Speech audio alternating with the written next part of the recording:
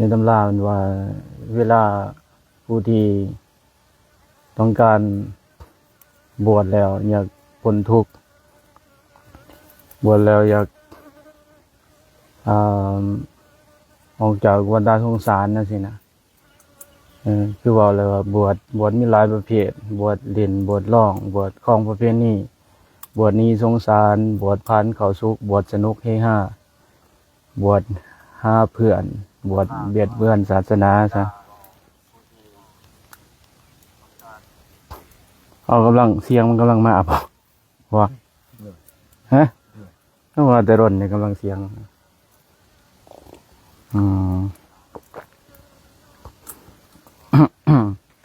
บวชมีหลายบวชวันนี้หลังจากบวชมาแล้วก็เอาปฏิปทาของพระพุทธเจ้าเพิ่นว่าเพิ่นจะให้ขอเพิ่นว่าให้ทำนะทำ8ประการคืออากิริยอากากิริยกิจเด็กกิริยกิจเนี่ยเป็นกิจที่ควรทำและกิจที่บ่ควรทำคือกิจที่ควรทำใช่นะหนึ่ง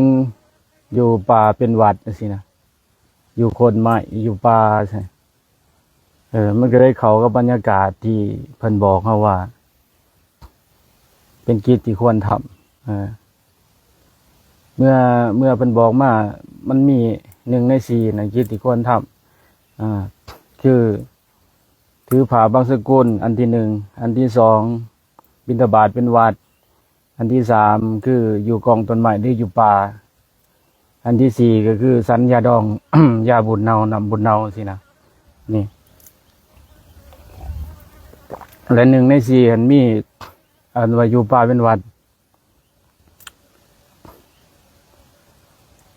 อยู่ป่าเป็นวัดบัดนี้ก็บางครั้งก็คือสมัยพุทธกาลมันก็อุดมสมบูรณ์เนาะป่าก็มันก็หลายป่าก็หลายสถานที่ทำหรือว่าเงื่อมผาหรือว่าอย่างต่างๆก็หลายแต่สมัยปัจจุบันนี่มันบ่หลายนะป่าก็บ่หลายปินหนาพิธีเนี่ยสิปินหนาไปใส่อันนี้เราจะว่าปินขางใส่กองเดี๋ยวเขาสิเว้าให้เด้เห็นครูบาอาจารย์เป็นบางองค์แบบ โอ้ยพระกรรมฐานเนี่ยพระปฏิบัติจะได้แบบแสวงหาตลาดสักละอันนี้ก็บ่แม่นว่าเว้าเพิ่นดอกแต่เป็นเรื่องของเพิ่นมันเรื่องไฟเรื่องมันแต่สมัยปัจจุบันนี่มันสถานที่ภาวนามันหายากเพิ่นก็บางครั้งเพิ่นก็ต้องค้นคว้าเพิ่นก็ต้องสอบหาซะนะก็ต้องแสวงหาลาภสักละแสวงหาปัจจุปัจจัยก็คือนับตั้งแต่ปัจจัย4เนี่ยเสนาสนะเครื่องนุ่งห่มยาปัวปัญญาแล้วก็อาหารบิณฑบาตสินะจะแม่นเสนาสนะแต่ปัจจัย4แต่ตัวหลักๆกันคือสถานที่คือความหมายคือเว้าถึงกันเว้าเบื้องต้นนั้นว่าสถานที่นี้มันเป็นสถานที่คล้ายๆคือว่าเป็นสถานที่แบบสวรรค์บนดินแบบโดยบ่ต้องสร้างหยังนะโดยบ่ต้องเสียเงินพวกกีบแม่นบ่ เอาอีหลีได้โดยบ่ต้องเบี้ยเลี้ยไร่โดยบ่ต้องขอผู้ใดนะโดยบ่ต้องให้ญาติโยมลำบากโดยบ่ต้องหยังน่ะเป็นหยังคือบ่แสวงหาสถานที่ภาวนาสถานที่อีหยังก็มันก็สะดวกนะคือตัวอย่างคือจังซี่นะอีหยังก็สะดวกทางก็คือว่าดีเติบแล้วก็บ่อนนั่งก็บ่อนอากาศก็ดีมันเป็นทรัพยะเบิดหั่นนะ อันไปเดียไล่ไปอันนั้นไปยากญาติโยมไปยากเขามันก็คล้ายๆคือว่ามันเสียเผ่าพจน์กรรมฐานนะเห็นครูบาอาจารย์เห็นครูบาอาจารย์มันเฮ็ดนะใส่ผ้าเหลืองผ้ายันสิยันตะคือได้อย่างจะว่าใส่ผ้ายันแกนขนนนะเพราะว่าคือได้แต่ว่า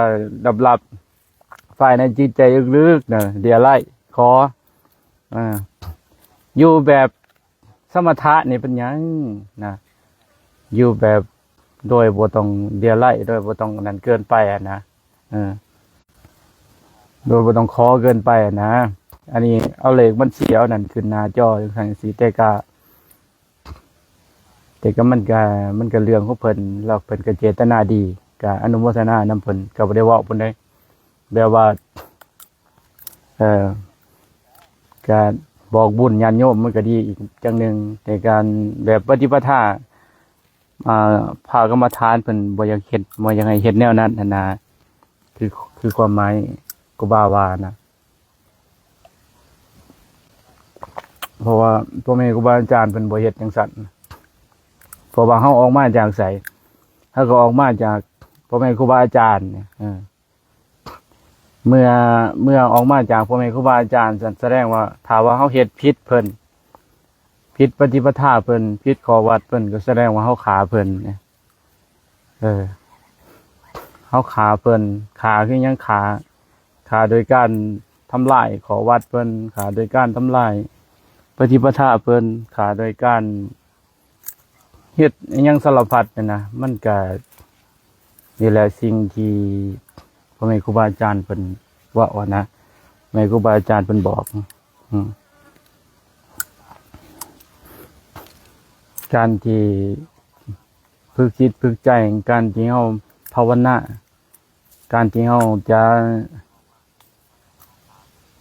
แสวงเอาเสียงลงนี่ครับดัง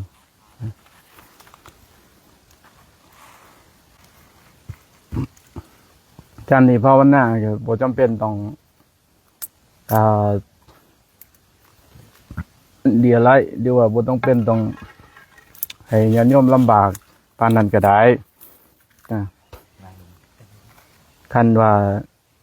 อยากสร้างหรือว่าอยากพัฒนาหรือว่าอยากอันนั้นก็เป็นไปตามเหตุซะอืมคือไปเป็นตามเหตุก็บ่ให้มันนอกธรรมนอกวินัยของพระพุทธเจ้าบ่ให้มันนอก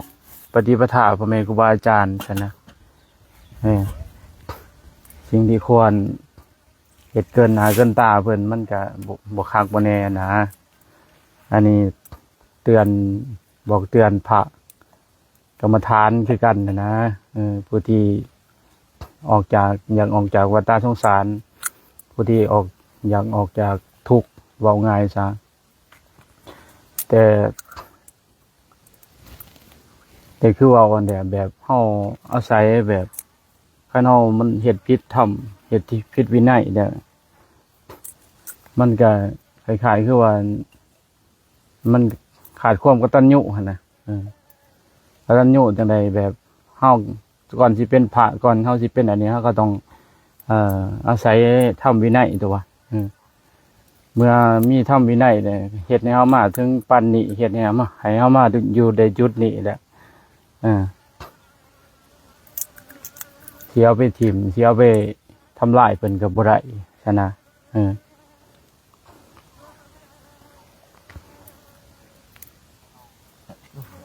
อันนี้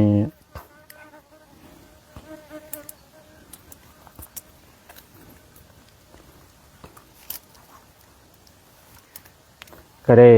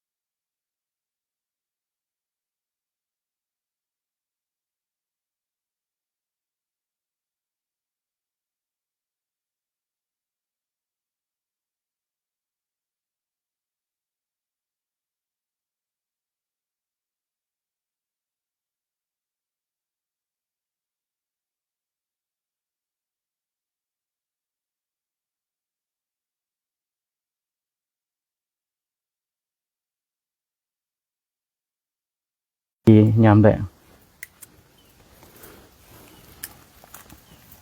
บริเวณการภาวนาสังกะรีบ่อยมีแนวถามบ่อืมมีแนวถามบ่เบิ่งญาติโยมเบิ่งมีแนวถามมาทางบ้านญาติก็บ่ดีโอ้ยบนครูบานั่งอย่าคนขอให้ยับๆมาอีกก่อนเลยนะนี่ว่าครูบาวัดจะถาม ฮะ ครูบาวัดจะถาม ใส่โอ้เบิ่งตามเหตุคันเห็นว่าคันสถานการณ์มันเป็นไปก็อาจจะเป็นไปได้ถ้าว่าเหตุการณ์บ้านเมืองหรือว่าสิ่งที่มีอำนวยความสะดวกหลายก็เอาพระพุทธรูปมาปาไว้นี่จะองค์จะไดแต่ว่าก็ที่คิดไว้ซื่อๆแต่ก็มันอาจจะบ่เป็นไปดังความคิดก็ได้เนาะเพราะว่าความคิดมันเกินว่ามันดนเดาในเกินว่ามันขาดหวังในอนาคตมันก็บ่เที่ยงก็บ่แน่บ่นอนเนี่ยสำคัญก็ให้เฮาอยู่กับคณะหรือว่าอยู่กับปัจจุบันนะปัจจุบันสำคัญที่สุดอิหยังมันก็จะเกิดอิหยังก็เรื่องของมันในอนาคตให้อยู่กับปัจจุบันขณะอยู่กับตอนนี้ทำตอนนี้มันดีที่สุดหรือว่าทำคันตัวอย่างว่าเฮากังวลนำมีหยังไงนะกังวลนำมีหยังแบบใจมันไปผูกพันก็มีหยังมันก็บอกง่ายก็มันก็เป็นภพหรือว่ามันก็เป็นทุกข์นะคือความหมายว่าทุกข์จังซี่เนี่ยทุกข์พอจิตเฮามันเกิดมันเกิดเฮาไปยึดติดในสิ่งที่ในสิ่งที่เฮาคิดสิ่งที่เฮายึดเฮาติดซั่นนะไปยึดกับสิ่งที่อารมณ์มันผูกพันมันเป็นภพนะอารมณ์อีหยังก็เช่นว่าอารมณ์โลภอารมณ์พอใจอารมณ์บ่พอใจอารมณ์ยินดียินหายสิยินดีก็มันก็เป็นภพแบบหนึ่งภพคือความหมายว่าภพทางด้านนามธรรมใช่ไหมทางด้านนามธรรมเป็นภพเป็นอารมณ์เป็นสิ่งที่จิตวิญญาณจิตใจมันปรุงแต่งมันเป็นสังขารมันเป็นปรุงแต่งมันเป็นภพในสิ่งเหล่านั้นความยินดียินร้ายอะไรสินะความพอใจจิตในอารมณ์ความยินดีสิมันก็เป็นอารมณ์ของสวรรค์นี่สินะไปเกิดมันก็เป็นศาสตร์เป็นสลามโบราณะนะมันก็เกิดหมุนไปอย่างนี้แหละมันก็เป็นถูกอีกแบบหนึ่งว่าเรื่องปรมัตถธรรมนะนะมันเป็นถูกอีกแบบหนึ่งทั้งด้านถูกด้านทั้งด้านจิตใจนี่คือเอามานั่งไงสินี่มันเป็นศาสตร์แล้วเป็นศาสตร์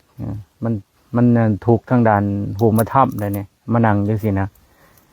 มาเป็นเจ้าเป็นข่อยจังสินะมาเป็นสมมติกันอีกขึ้นมาเป็นสังกะรีบอยสังกะรีทอดใช่แล้วมานั่งอย่างนี้มันเป็นศาสตร์แล้วเพิ่นว่าศาสตร์ทางด้านภูมิธรรมใช่นะต่อไปมันก็เป็นสละสละก็คืออย่างคือความแก่นะคือความแก่ความเจ็บแล้วก็หรือว่าความตายใช่ไหมนี่ความจริงของธรรมะความจริงของสัจธรรมนะเรียนว่าศาสตร์สลามรณะนี่เขาอยู่กับอยู่กับสิ่งเหล่านี้นะพิจารณาทำเห็นเนืองๆหน่อยสิเรียนว่าเป็นวิหารธรรมอีกอันหนึ่งคือกันระบบ ปฏิจจสมุปบาทนะสิมันเกิดตามเหตุตามปัจจัยของมันนะนะเนี่ยแต่ก่อนมันสิเป็นรูปธรรมสิมันก็นามธรรมมันเกิดก่อนเมื่อมันมีนามธรรมเกิดสิมันเกิดเนี่ยมันก็เป็นรูปธรรมมันก็ตกอยู่ในภพในศาสตร์สิโอ้มันก็ยาวนานอีกอายุของแต่ละภพแต่ละศาสตร์แต่ละจิตใจว่าเรื่องจิตเรื่องใจบัดนี้เขามาสู่เรื่องปัญญาสินะปัญญาหูจะปัญญาเห็นปัญญาให้มันไหวนะให้มันไหวก็คือมันเห็นอีกอย่างก็โอ้มันเป็นสภาวธรรมจังสีเนาะเห็นมันสิ่งเหล่านั้นนะเห็นให้มันเห็นซื่อๆนะมันยินก็ให้มันยินซื่อก็หมายว่ายินซื่อหมายมันเขาไปของเกี่ยวนะหมายมันของเกี่ยวบ่อยมันไปผูกพันบ่อยมันไปติดบ่อยมันไปยึดนั่นนะบ่จะเป็นหูเพียงกินรสปวดทพะธรรมารมณ์อย่างต่างๆนะให้มันเป็นสักแต่ว่าให้มันเป็นซื่อๆหูแล้วมันเกิดมันกระทบมันผัสสะมันเกิดมันกระทบมันผัสสะสิมันผัสสะกายมันผัสสะซื่อแต่อย่าให้มันเลยผัสสะไป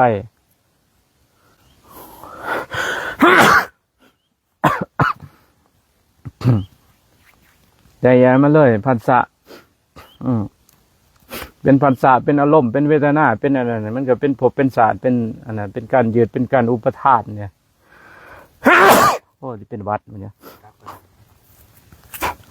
ฮะไป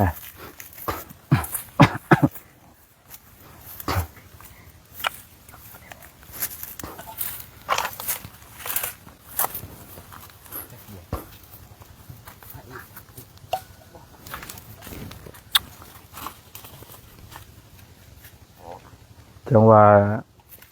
หูยังกระสางบ่หูยังกระสางหูร้ายก็ดีจำร้ายก็ดี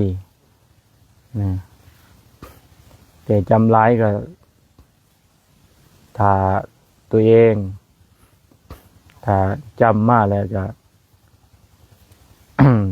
บ่เอาตัวเองพ้นทุกข์บ่ให้ตัวเองมีความปฏิบัติเพื่อพ้นทุกข์ไอ้สัสตัวเองบ่ลงมือปฏิบัติไอ้สิเนี่ยมันจะลำบากแต่ถ้าจำยังบ่ได้ก็สร้างแต่ว่าจำอริยสัจสี่ได้ไอ้สินะจำทุกข์นี่สิ่งที่เราเจอสิ่งที่เราเห็นได้ยินได้เห็นได้ฟังได้ซิมรสได้สัมผัสได้ใจต่ออย่างต่างๆ บอกว่าแต่กายภายนอกกายภายในสิ่งที่มันกระทบมันผัสสะ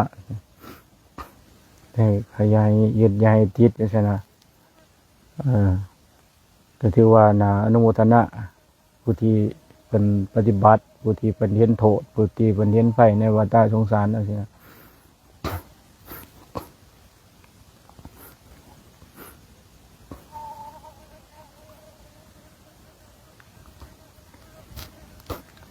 แต่สำหรับผู้ที่อินทรีย์ยังอ่อนก็ต้องยอมรับความจริงแหละก็ต้องยอมรับทุกข์ใช่ไหมทุกข์เพราะยังเพราะว่าเราต้องได้สิได้มาประเสริฐกับความทุกข์อีกใช่ไหมก็คือต้องเวียนว่ายใต้เกิดอย่างนี้แหละออกจากกรงขังบ่ได้ใช่ไหมยึดจิตเรามียังเราบ่เห็นจิตเราจิตเรามัน มันไหวเด้มันเกิดมันดับอยู่นะเฮาบ่ภาวนาว่าเห็นอีหยังก็ต่ำเขาจังๆซะ ถืออิหยังกระทบมันก็เขาจังๆยึดติดแบบสติบ่ดีซั่นน่ะความบ่นึกคู่บ่ดีปัญญาบ่ดีปัญญาบ่เสียบแหลมอะสินะมันก็เฮ็ดให้เฮาพิจารณาธรรมบ่ได้เพราะว่าบางครั้งคือช่วงฤาษีสีไฟพวกอิหยังต่างๆพวกเขาฝึกสมถะซั่นน่ะสิเว้าอิหยังพวกมีฤทธิ์มีเดชสินะเป็นว่าอ่านใจคนอื่นได้เทศนาปฏิหารนี่สินะอ่านใจคนอื่นฤทธิ์เดชได้ห่อเหินเด้อแต่ว่าจิตสมถะจิตในสิ่งต่างจิตในฤทธิ์ในเดชจิตในประเภทนั้นเขาก็ยังเวียนว่ายตายเกิดอยู่ซะเพราะว่าสมถะมันได้ตัวนี้นะได้ความสงบแต่ว่าปัญญาบ่เกิดซะผู้รู้ผู้ตื่นผู้เบิกบานบ่มีซะ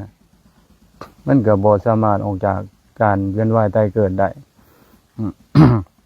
คือเฮาเจริญภาวนาการทำวิปัสสนาใช่เขาไปหูมันซื่อๆนี่เนี่ยหูหยังต่างๆนี่เพื่อปล่อยว่างนี่มันสิเกิดปัญญานี่การทำวิปัสสนาคือหูหยังเพื่อปล่อยว่างเหมือนเขาจับเป็นหยังมาดูเขาบ่กำไว้นะจับแล้วก็หูแล้วก็ปล่อยหูแล้วก็ปล่อยนี่อิหยังก็ต่างในโลกนี่มันสิมีอิหยังสิ่งที่เฮาต้องยึดต้องติดในโลกนี่นะผู้มีอินทรีย์ใหญ่กล้านะมันจะเป็นจังซี่นะปัญญามันจะเกิดตลอดหมุนตลอดนะอัตโนมัตินะตัดเนี่ยคันเปรียบเทียบคมมีดคมผ่าคมอันนั้นก็มันพ้นมาละเอียดพ้นมาดีใช่นะตัดขาดปัดปุดโลดบ่มีว่าสิพันละหลายบาท1,000 บาทเดียวขาดปุดจังซี่นี่แหละปัญญาผู้เพิ่นสติดีนะคือครูบาอาจารย์เพิ่นเว้านะแม้แต่ความฝันน่ะสินะเพิ่นฝันเนี่ยเพิ่นภาวนาแต่ว่าที่จริงแล้วผู้เพิ่นสิ้นกิเลสหรือว่าอรหันต์แต่ว่าเพิ่นอาจจะบ่ฝันนะแต่ว่าผู้เพิ่นภาวนาดีเพิ่นฝันไปนี่เพิ่นก็ยังฮู้ว่าสิฝันต่อหรือว่าหยุดฝันเนี่ยความสติมันดีนะ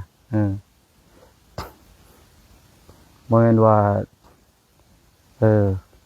ตัวเองฝันแล้วก็ยังบ่รู้จักตัวเองเข้าไปเป็นจังซั่นก็ยังบ่ฮู้มันก็แสดงว่าเฮาพัฒนาสติเฮาบ่ดีซั่นนะเพราะว่าการที่เป็นหยังมันจึงฝันแบบจิตเฮามันสติเฮามันบ่ดีมันก็ได้ฝันเหมือนเฮานั่งอยู่ในห้องนี่ห้องเงียบๆหรือว่าอ้าวนั่งคือครูบานั่งเงียบๆผู้เดียวจังซี่นะนั่งผู้เดียวแต่ว่ากายนั่งอยู่นี่อยู่แต่ว่าความคิดหรือว่าสัญญาอีหยังต่างๆผู้ไปอยู่ผู้บางครั้งก็ไปอยู่บ้านอยู่เฮือนอยู่พุ่นอยู่ในอดีตมันอยู่ในผู้ในอนาคตปรุงไปมันเป็นอย่างสั่นนี่เกินว่าบางทีก็คิดฮอดผู้นั้นคิดฮอดผู้นี้คิดฮอดลูกคิดฮอดเมียเขาจังซั่นจังซี่มันก็นี่แหละเกินว่าเฮาอยู่กับฐานปัจจุบันบ่ได้อยู่กับความเป็นจริงบ่ได้อยู่กับขณะนี้บ่ได้เฮาบ่เห็นจิตเฮาว่ามันเลื่อนลอยออกไปนะบัดนี้สมเทียมเฮาเป็นหยังคือฝันแสดงว่าสติเฮาบ่ดีเฮาเป็นผู้บ่ตื่นน่ะถ้าเฮาตื่นตลอดอยู่เฮามันก็จิตมันก็ออกบ่ได้จากร่างกายมันก็บ่ฝันซั่นนะแล้วก็เบรกมันได้ซั่นนะนี่แหละคือความจริงที่เฮาต้องปฏิบัติให้มันถึงขั้นนั้นพวก เออปุถุชนเออ มันก็เกลือหรือว่าเกลือกูดเกลืออยู่ในสังขารอยู่ในความปรุงแต่งนี่แหละเออเกลือในสิ่งเหล่านี้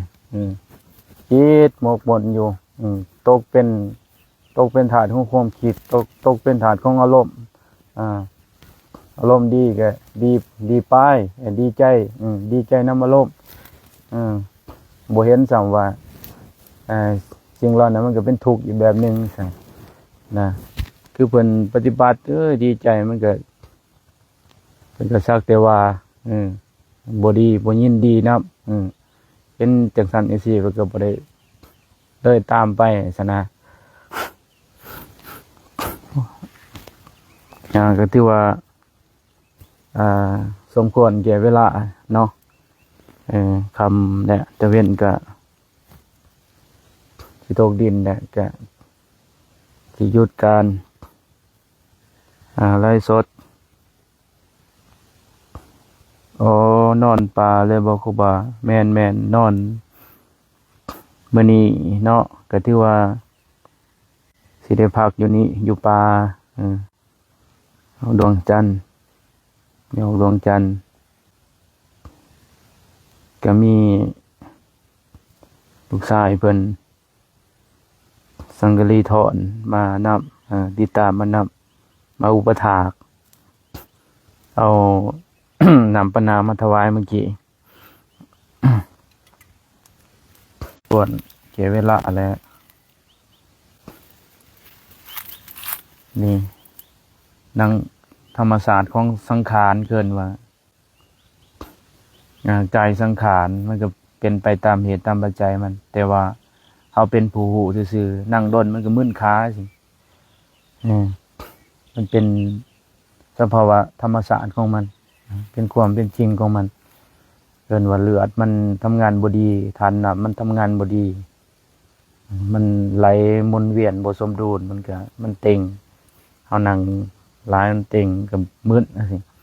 แต่ว่าเฮาก็ฮู้ว่ามันมึนซั่นน่ะเฮาบ่ทุกข์ก็คือมันเป็นเอิ้นว่าเวทนาอันหนึงเฮาก็อยู่กับมันจังซี่แต่ว่าเฮาบ่ติดมันเวทนาก็คือเฮาเห็นสภาวะธรรมชาติก็เห็นธรรมเด้อเอิ้นว่ากายเวทนาจิตธรรมนี่แหละธรรมนี่คือความจริงคือความเป็นธรรมชาติของมันจังซี่เฮาอยู่กับมันจังซี่เอิ้นว่าสติปัฏฐาน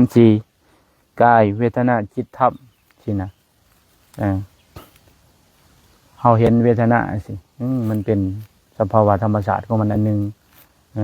สักแต่ว่าซะนะเฮาปฏิบัติบ่นอกเหนือจากนี้คันเฮาไป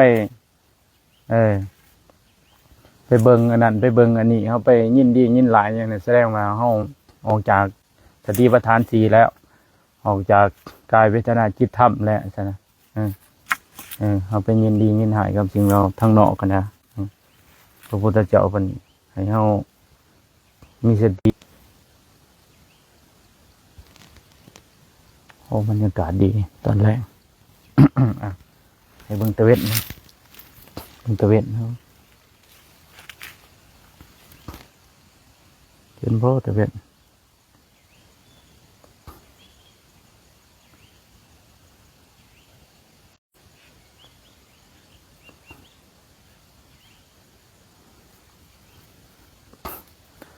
สังกะรีนี้ปลาเบิดแล้ว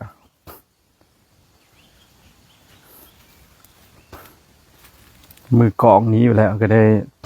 จับไลฟ์สดเองนะให้ศรัทธาญาติโยมได้เบิ่งวิวเบิ่งบรรยากาศ